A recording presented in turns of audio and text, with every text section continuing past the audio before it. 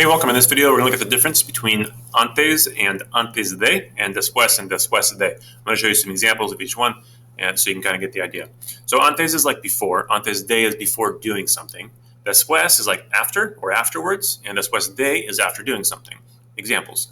So for antes, I got a conversation between Rosalinda and Guillermo. Rosalinda says, ¿Dónde viviste el año pasado? Which is where did you live last year? And Guillermo says, el año pasado, yo viví en Florida. So last year, I lived in Florida.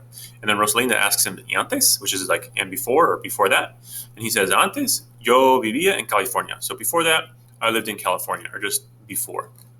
Antes de is before doing something. So when you use this, you're going to have the verb after the day that will not be conjugated. So antes de salir para la escuela, yo siempre desayuno is before leaving for school, I always eat breakfast. And then the second one is antes de irme, le doy de comer al perro. Before leaving, basically, I feed the dog.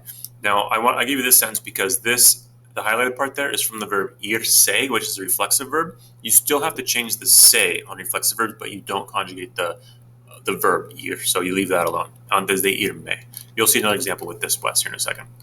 So después, without the de, is like afterwards. So another conversation, because Rosalinda likes asking questions. She says, ¿Qué haces por la mañana? What do you do in the morning? And Guillermo says, típicamente, me ducho y me afeito. So typically, I shower and I shave.